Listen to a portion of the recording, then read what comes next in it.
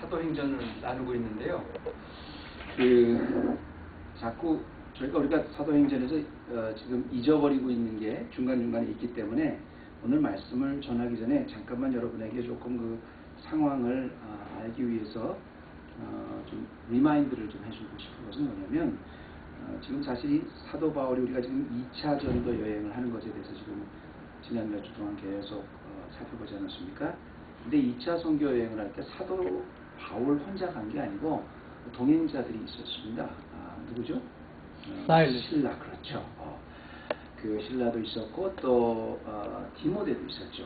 또 한 가지 우리가 추측을 하는 것은 누가, 이 사도행전을 기록한 이 누가는 바로 이때 2차 전도 여행부터 같이 바울과 동행을 했을 것이다, 이렇게 우리가 추측을 하는 것입니다. 그러니까 바울이 갈 때는 항상 신라와 디모데와 또 누가, 사도 바울을 사도행전을 기록한 저자 누가와 같이 이렇게 여행을 하고 있다. 요거를 조금 좀 여러분께서 기억을 해주시고요.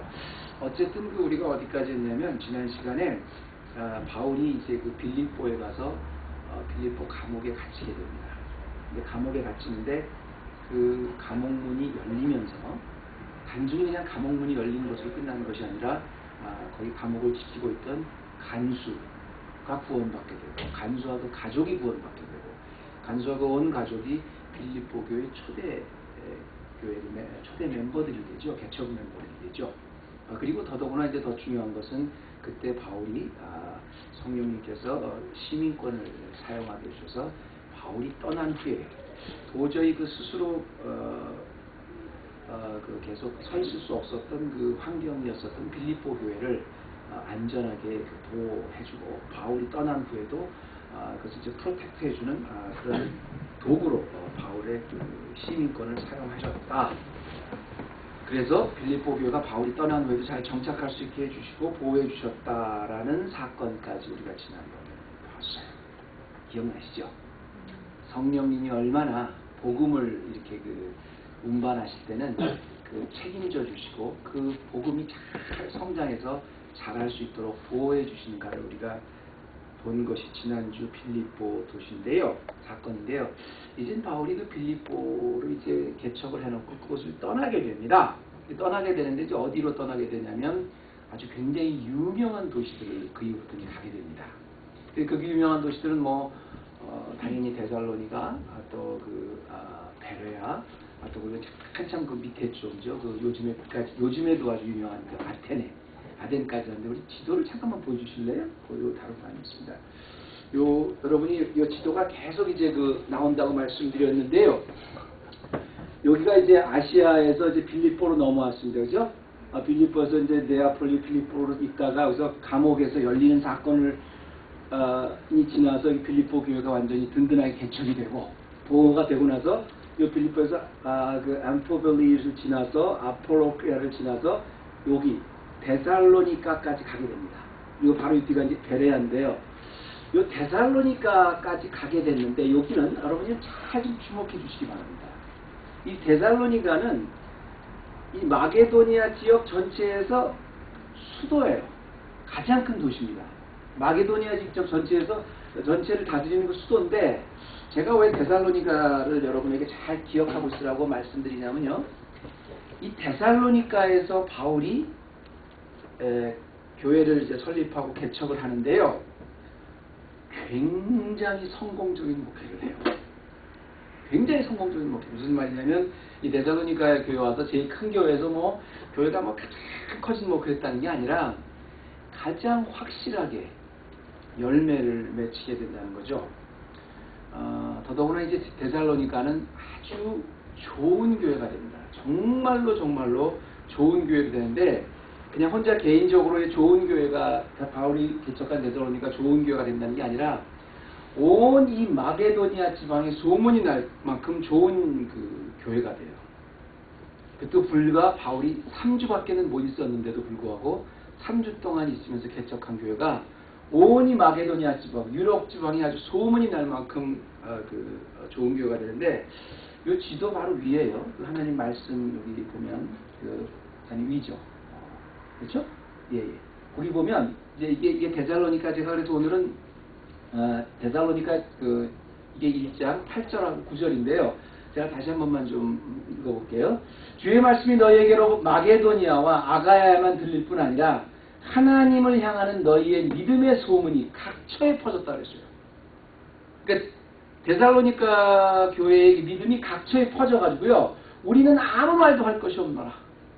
7절 말씀 볼까요? 너희가 마게도니아 아가야 모든 믿는 자의 본이 되었다 그랬고, 바울이 3주 동안 있었던, 3주밖에 있을 수가 없었던 이 짧은 기간 동안에 세웠던 이 교회인데, 그 교회가 얼마나 좋은 교회였는지 모든 교회의 본이 될 뿐 아니라 8절에 보면 하나님을 향한 너의 믿음의 소문이 각처에 퍼져서 전 마게도니아 지방에 퍼져서요. 바울이 편지를 쓰면서 아무 말도 할 게 없다 했어요. 내가 너희한테는 뭐라고 권면해 줄 말이 없을 정도로 그렇게 아주 자랑스럽다. 이렇게 한 교회가 데살로니가 교회입니다. 근데 제가 그래서 여러분 기억하실지 모르지만 제가 전에 안디옥 교회를 이렇게 설명하면서 그런 말씀을 한번 드렸습니다. 현대의 모든 교회들은 하여튼 그 교회의 목표가, 미래의 목표가 반드시 안디옥 교회가 되어야 된다. 무조건 안디옥 교회 같이 되는 목표를 가지고 나가야 된다. 제가 이런 말씀 드렸던 거 기억나세요? 맞습니다. 지금도 유효합니다. 어느 교회나 그 목표는 다 안디옥 교회와 같이 하나님의 복음을 땅끝까지 증거하는 그런 교회가 되어야 돼요. 최초로 크리스천이라고 불렸던 안디옥 교회가 되어야 됩니다. 다만 제가 오늘 강조하고 싶은 건 뭐냐면, 그렇다면 목표는 안디옥 교회 같이 되어야 되는데 각 교회의 모든 교회마다 특성과 성격은 다 다를 거 아닙니까? 그죠? 어떤 교회는 구성원이 이렇고, 어떤 교회는 이렇게 세워졌고, 어떤 교회는 뭐 어느 지역에서 이런 특성을 갖고, 다 그 특성이 틀려요. 형편과 처지가 다 달라요. 그런데 그렇다면 우리도 이제 안디옥 교회 같은 교회가 되기 위해서 노력은 하지만, 지금 우리가 처한 이 처지가, 형편이, 구성이 신약에 나오는 많은 교회들 중에서 어떤 교회와 가장 우리 헤브론 교회는 닮았을까? 어떤 교회 할까요? 여러분 한번 생각해 보실래요? 요거 한번 여러분이 원래야 그 어떻게 제가 한번 말씀드렸나요? 과거에? 좋죠. 뭐 눈치로 알았던 뭐 어떻게든 좋습니다. 근데 저는 정말 목사로서 이 데살로니가 교회가 우리 헤브론 교회와 참 많이 비슷하다는 생각을 해요. 왜냐하면 제가 개인적으로 그 각각 교회의 특성을 얘기할 때 가장 좋아하는 교회가 데살로니가 교회입니다. 저만 그렇게 좋아한 게 아니라 여기 말씀하는 것이 온 그 마게도니아 지방, 아가야에 있는 그 지방에 있는 사람들이 칭찬을 할 만큼 참 좋은 교회였어요. 더더구나 데살로니가 교회를 개척한 바울도 그 교회를 참 좋아했어요. 소문이 난 교회입니다. 재밌는 것은 이렇게 온 마게도니아 지방에 소문이 날 만큼 아주 좋은 교회였었는데도 불구하고 데살로니가 교회에 관한, 사역에 관한 이야기는 이 사도행전에 보면 굉장히 짧게 언급이 됩니다. 모든 교회의 모범이 될 만한 교회인데 그 언급은 굉장히 짧아요. 왜 그럴까요? 더더구나 오늘 17장에도 이 사도행전에 나온 그 이야기를 보면 데살로니가 교회를 잠깐 3주 3번의 안식일 동안 3주 동안 있었다는 얘기만 하고 떠나는 이야기만 하는데, 이것은 제가 전에도 말씀드렸지만 두 가지 때문에 그래요. 왜냐면은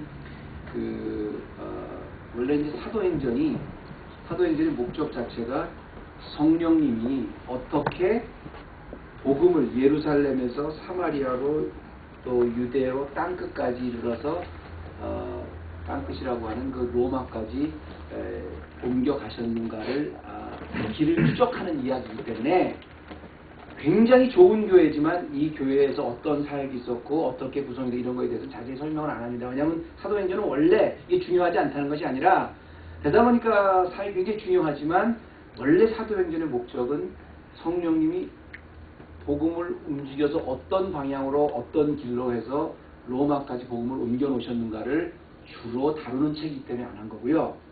또 하나 목적은, 또 하나 이유, 왜 데살로니가 교회에 대해서 그렇게 많이 이야기 안 하는 이야기는 뭐냐면 실제적으로 바울이 3주밖에는 머물지 못했어요. 그러니까 바울이 있는 그가 3주밖에 없었다는 것은 자기가 있고 싶어도 있지 못했습니다. 떠날 수밖에 없었어요.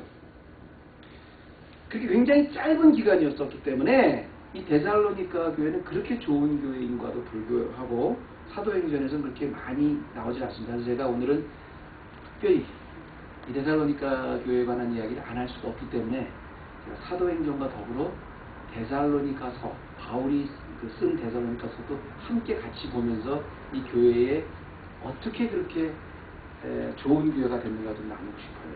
같이 비교해 보면서.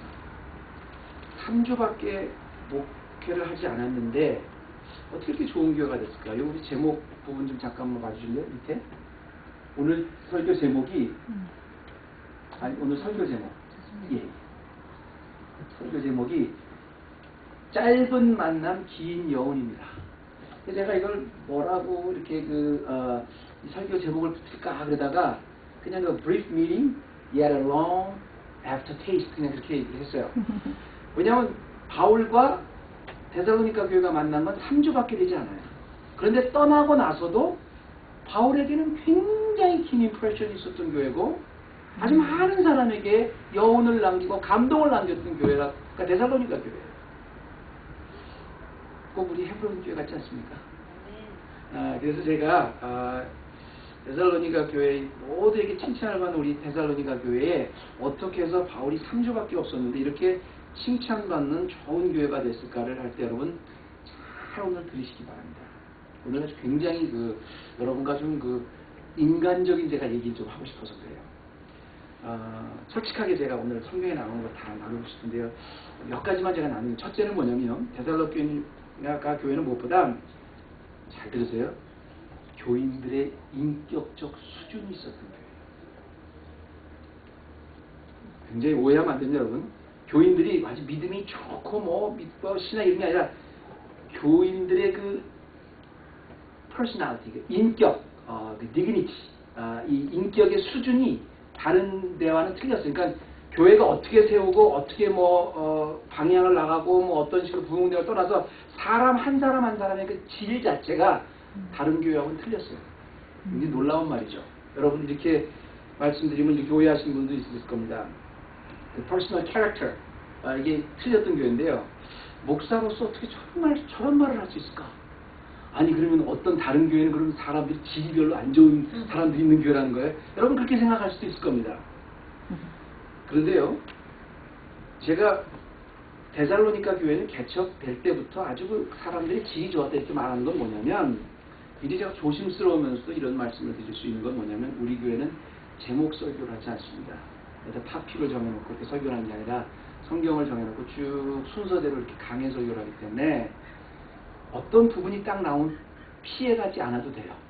근데 여기는 분명히 여기 굉장히 데살로니가 교회 사람들이 질이 좋았다고 나오는 부분이 있어요. 근데 그거 피하지 않고 그냥 순서대로 말하면 되기 때문에 저희가 자연스럽게 할 수가 있어요. 근데 제가 만약에 제목 설교한다면 이런 거는 조금 조심스러워서 피해갈 수가 있겠죠. 근데 첫째 이유는 데살로니가 교회가 이렇게 3주밖에 되지 않았는데 이렇게 성장할 수 있었던 아주 좋은 열매를 맺었었던 교회는 사람들의 수준이 달랐어요.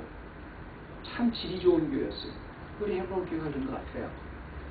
왜냐하면 개척 구성원들이 얼마나 좋았냐면요, 제가 구체적으로 개척 구성원들이 얼마나 질이 좋은 사람을 알기 위해서요, 제가 우리 사도행전 17장 오늘 본문 말씀 4절 말씀을 한번 제가 같이 좀 여러분과 다시 한번 나누기 원하는데요. 아까 읽었습니다만 쭉 이제 바울이 어떻게 목회를 했는 거에 대해서 나오셨는데 2절 말씀 먼저 보실래요? 먼저 바울이 자기 규례대로 저에게 들어가서 새 안식일에 성경을 가지고 이제 강론을 했습니다. 이건 보통 여느 교회가 똑같죠. 오케이? 보통 이제 어디 가서 강론을 하는데 3절 말씀에 뜻을 풀어서 그리스도가 해를 받고 죽은 자 가운데 다시 살아나야 될 것을 이제 증명했다. 이렇게 해서 차근차근 이제 복음에 대해서 설명을 하는데, 중요한 것은 이 바울이 3주 동안 예수 그리스도에 대해서 말씀을 받고 있었던 사람이 누구냐면 4절 말씀에 보면 잘 들으세요. 그 중에 어떤 사람, 곧 경건한 헬라인의 큰 무리 그리고 적지 않은 귀부인이 권함을 받았다 이렇게 나옵니다. Some of the Jews were persuaded and joined Paul and Silas, and as did a large number of God-fearing Greeks. God-fearing Greeks. 경건한 헬라인 그리고 not a few prominent women. 이 말을 여러분 잘 주목하시기 바랍니다. 바울이 2절과 3절에 보면 하나님의 복음을 증거하는데 그걸 듣고 있었던 사람이 누구냐면 God-fearing Greeks. 이 God-fearing Greek이라는 말은 뭐냐면요. 이 경건한 유대인이라는 사람은 말은 뭐냐면 유대인이 아닙니다. 헬라인이에요. 다만 또 더더구나 그리스도인들은 더더구나 아닙니다. 그러니까 하나님을 모르는 사람이에요. 하나님을 모르고 또 더더구나 그리스도인들은 더더구나 아닙니다. 그런데도 굉장히 반듯하고 양심이 있고 사회에 대한 책임감이 있고 점잖은 신사 같은 사람들이에요. 그런데 그런 사람인데 더더구나 그 사람이 헬라 사람이라 그랬거든요. 헬라 사람들의 특징은 뭐냐면 헬라 사람들은 굉장히 그 감정적이지 않고 토론하는 걸 좋아해요. 나중에 나오면 아고라라는 그 시장에서 만나면 이제 아테네에서 막 서로 토론하고 그러잖아요. 오늘날 그 문명이 됐는데 오늘 서구 문명이 됐는데 토론을 해서 지식을 이성적으로 이렇게 알아서 그 받아들이는 그 훈련이 된 사람이에요. 더구나 거기다 또 prominent women이라 그랬어요. 거기도 그냥 보통 아주 하류 계층에 있는 사람들이 아니라 귀부인입니다. 사회적인 책임감 있는 사람들이에요. 그러니까 여러분 아주 세 가지 조건이 다 갖춰진 사람입니다. 헬라의 그 지식을 추구하는 자세가 근본적으로 된 사람. 우리가 지금 사도행전 보지만 헬라의 사람들이 지식을 추구하는데 굉장히 이성적으로 참 차분하게 지식을 그 진리를 추구하는 그런 자세를 가진 사람 우리가 알고 있어요. 이 사도행전에 누구죠? 제가 제가 그래서 아까 힌트를 드렸는데 한번 보세요. 헬라 사람인데 헬라 사람이 누크. 할렐루야. 같이 맞췄어요. 그래요? 이 사도행전의 저자인 누가가 헬라 사람입니다. 의사예요. 그래서 헬라 사람인 누가가 그냥 이 사도행전 누가복음 후서나 마찬가지인데 누가복음을 처음 쓸 때, 그러니까 누가복음 전서, 사도행전 전서에 누가복음을 쓸 때 뭐라 그러냐면 편지를 보면서 그래요. 내가 처음부터 끝까지 자세히 미루어 살핀 것을 씁니다. 이렇게 굉장히 학구적으로 성실하게 진리를 추구하는 자세가 된 사람들이 헬라 사람들입니다. 근데 그런 사람이 굉장히 신사예요. 얼마만큼 신사냐면 이 원래 데살로니가 지역에 있는 사람들 자체가 신사라서요. 나중에 그 11절에 보면 무슨 얘기가 나오냐면 이런 얘기가 나와요. 바울이 베레아를 갔는데 어이구 이거 베레아 사람은 데살로니가 사람보다 더 신사더라. 이런 얘기가 나와요. 이게 뭐냐면 데살로니가 사람 하면 굉장히 젠틀맨, 신사란 소리예요. 근데 그 신사 중에서도 또 아주 경건한 사람, 하나님은 모르지만 우리 주 예수 그리스도는 모르지만 법 없이도 사는 사람, 그런 사람, 착한 사람. 거기다가 아주 굉장히 사회적 책임감이 있는 프라미넌한 여자들, 이런 사람들이 바울의 복음을 들었습니다. 그러니까 비록 3주밖에 듣지 않았지만 이렇게 완벽하게 준비가 된, 한마디로 말해서 준비된 신사들, 거기다 학문적 탐구하는 자세까지 아주 이성적인 사람들, 이런 사람들이 바울의 복음을 들었으니 얼마나 그 열매가 깊게 나타났겠어요. 이거를 예수님이 우리에게 비유해 주신 모습을 보면 예수님이 성경 공부 시간에 배웠습니다만 4가지 밭이 있지 않습니까? 4가지 밭 중에서 옥토밭이라는 건 바로 이런 사람들이에요. 이런 사람들. 밭 자체가 옥토밭이었어요. 교회 안에서 보면 신앙이 약한 사람이 있어요. 또 처음 믿은 사람이 있어요. 성경을 잘 모르는 사람이 있습니다. 근데 여러분 그런 건 그렇게 문제가 되지 않습니다. 원래 신앙이라는 게요. 주님 안에서 태어나면 다 같이 배우면서 자라나는 거, 조금 자라가는 거예요. 그런데 내가 신앙의 수준 요거밖에 안 된다. 내가 예수 믿은 요거밖에 안 된다. 내가 믿음이 요만큼밖에 없다. 그건 전혀 문제가 되지 않아요. 그런데 문제가 된 건 뭐냐면 내가 오래 예수 믿고 오래 교회 나와도 인격 자체에 문제가 있는 분들이 있어요. 수준 자체에 문제가 있는 사람이 있어요. 이런 분들은 참 훈련을 해도 수정이 잘 안 됩니다. 물론 성령님은 어떤 사람도 다 변형시켜 주세요. 어떤 사람 다 변하게 해주세요. 근데 문제는 굉장히 오래 걸려요. 너무 많은 과정을, 터프한 과정을 거쳐서 깨닫게 해주세요. 또 이성적인 고려 없이 무조건 믿습니다. 그런 감정적으로 대처하는 사람 짧아요. 그러나 분명한 것은 정말 이렇게 인격적 준비가 되고 훈련이 되고 점잖은 사람들, 이런 사람들에게는 열매도 참 빨리 나타납니다. 제가 신학교 다닐 때 어떤 한국에서 그 유명한 교회 목사님이 오셨어요. 그래서 우리 한인 신학생들한테 같이 모여 한인 신학생들 앞에서 설교를 하시면서 그러더라고요. 여러분 앞으로 다 목회하실 거죠? 예. 예. 근데 여기서 제가 한 가지 50년 동안 목회한 사람으로 한 가지 제가 팁을 하나 드리겠습니다. 과거에 자기가 너무너무 정말 찢어지게 가난했다든가 너무 터프하게 뭐 깡패 같은 삶을 살고 그랬던 사람 있으면 그런 분들 목회하지 마세요. 그래요.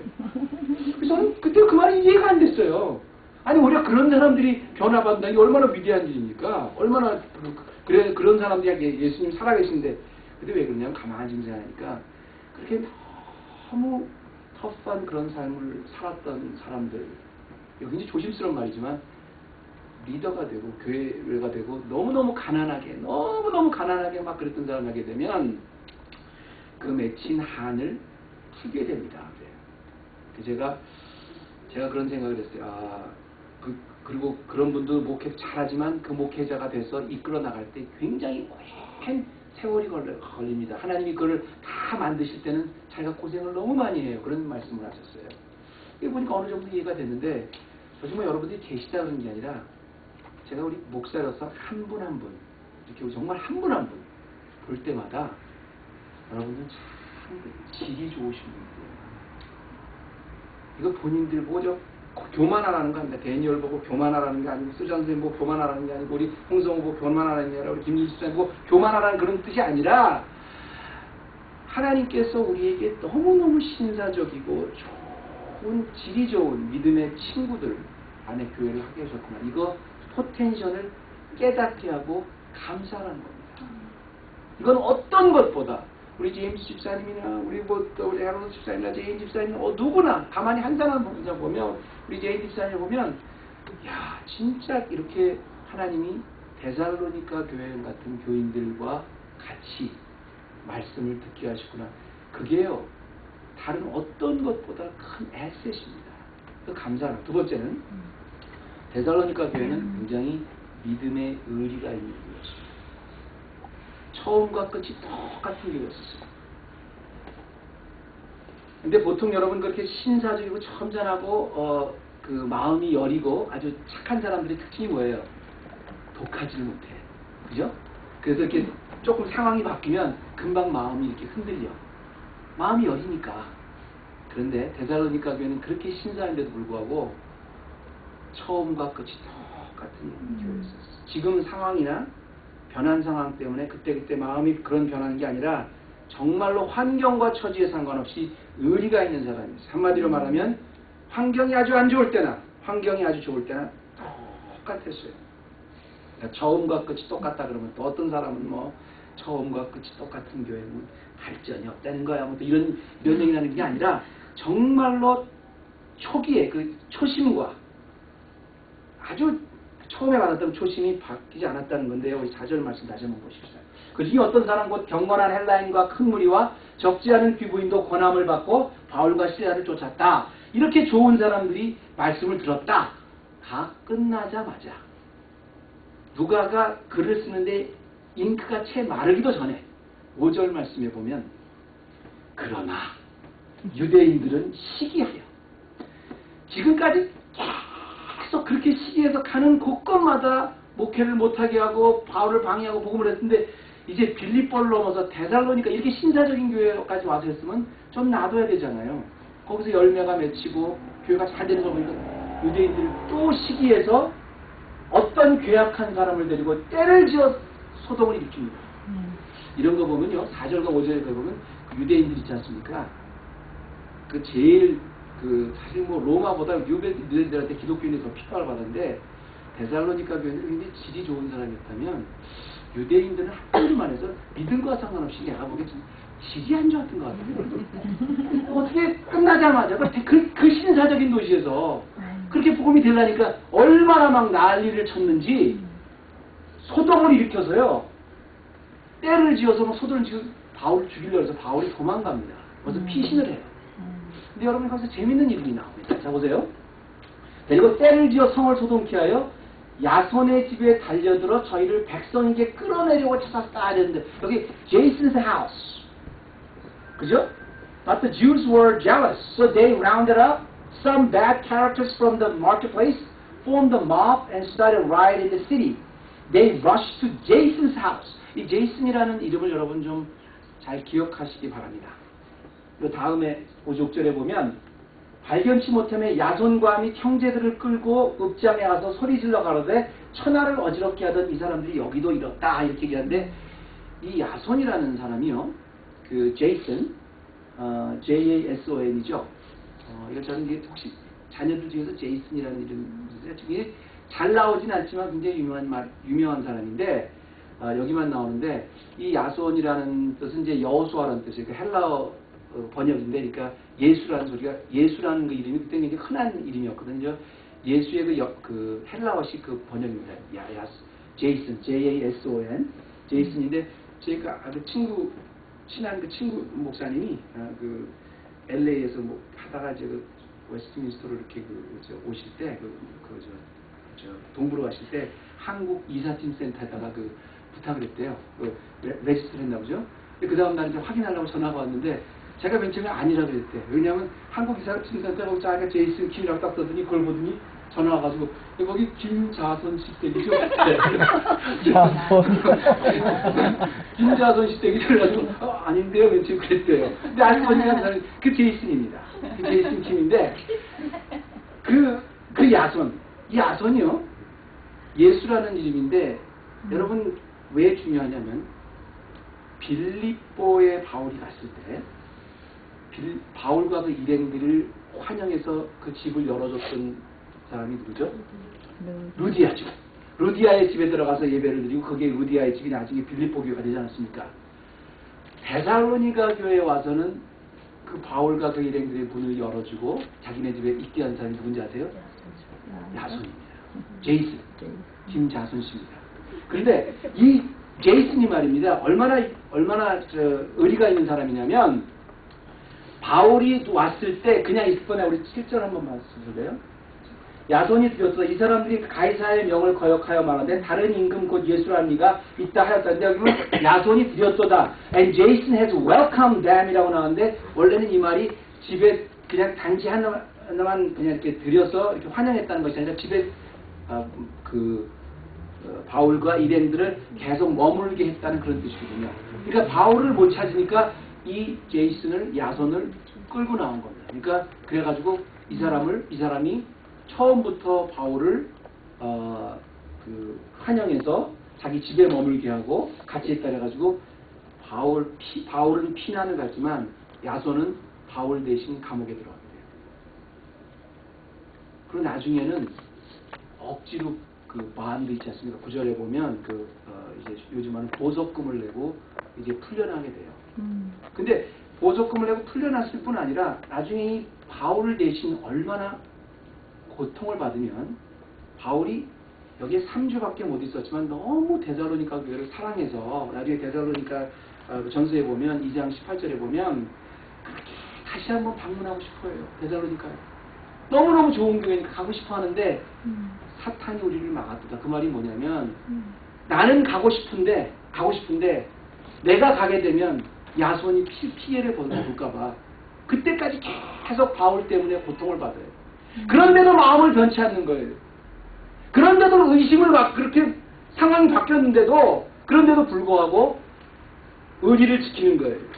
처음과 끝이 똑같은 거예요. 정말로 점잖은 사람들이고 신사적인 사람들이고 굉장히 지식을 잘 받아들인 사람이고 마음이 여린 사람들이었지만 어려운 일이 있으면 처음에는 같이 으쌰으쌰 하다가 조금 상황이 어려지면 좀 힘들겠는데 배신한 게 아니라 아주 심지가 굳은 사람들이 바로 데살로니가서였어요. 바로 이런 의리 속에 얼마나 그 프레셔가 많겠어요. 그런 의리 속에서 결국은 자기도 모르게 온 마게도냐 지방에 소문이 나는 교회가 된 겁니다. 마지막입니다. 데살로니가 교회가 이렇게 온 교회에 소문이 나게 된 이유는 질이 좋은 사람들이고 아주 그 믿음의 믿음의 역사와 사랑의 수고를 했고 소망의 인내를 계속 이렇게 했지만 의리가 보여줬지만 사실은 무엇보다 목회자인 바울 자신에게 가장 영적인 힘과 자신감을 주었던 교회. 그러니까 바울이 목회를 하는데 항상 힘이 나게 해줬어요.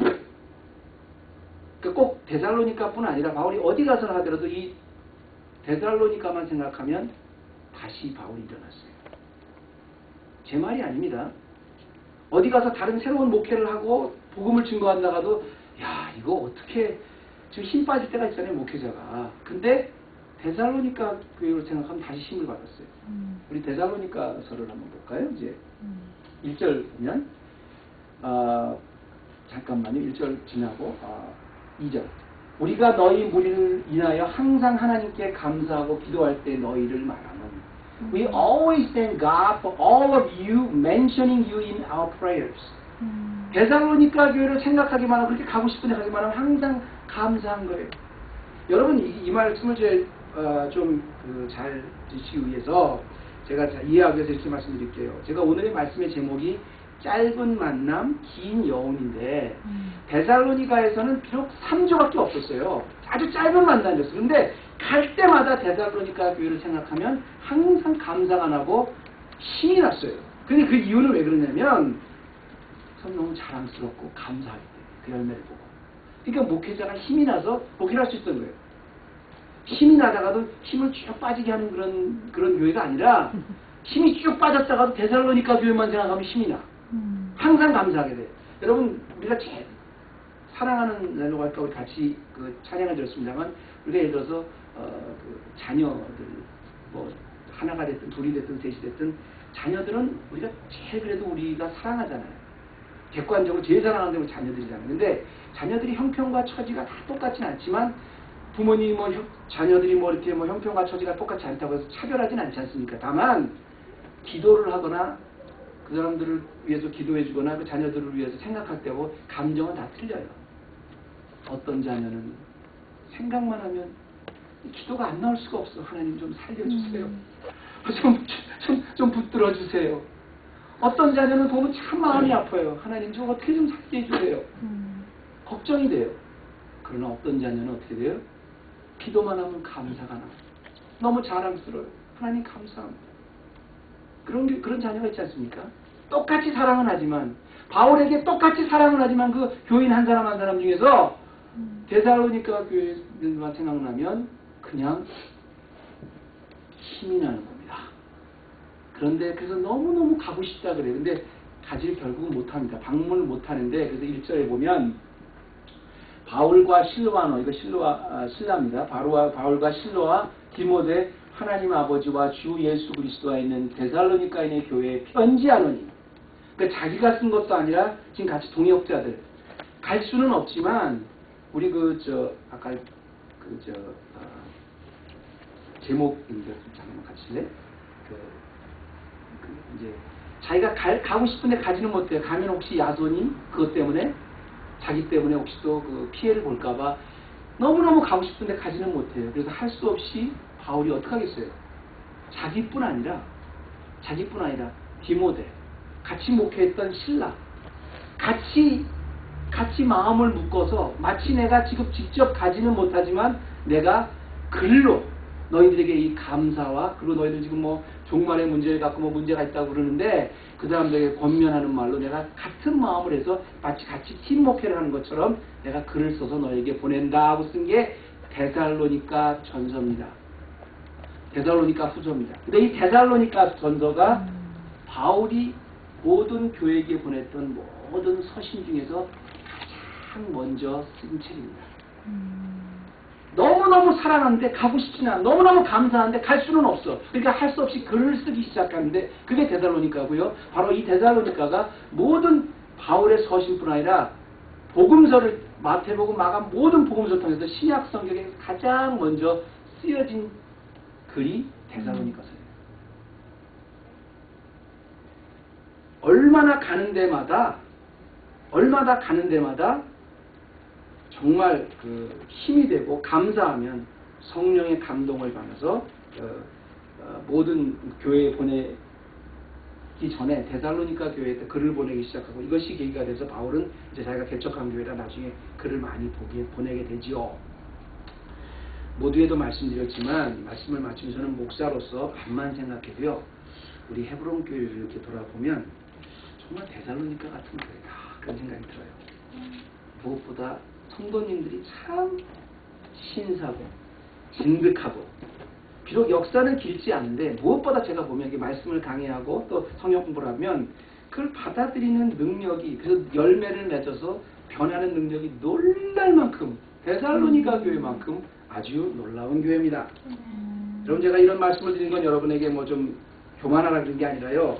우리에게 맡기신 이 좋은 밭, 옥토밭과 같은 이 밭이 정말로 열매를 맺어서 이 말씀의 열매를 맺어서 데살로니가 교회가 온 마게도니아와 아가야 지방에 소문이 난 것처럼 우리 헤브론 교회가 온 얼바인과 오렌지 카운티 전 미국과 세계에 좋은 믿음의 소문이 나는 아름다운 교회가 되기를 주님의 이름으로 축원합니다.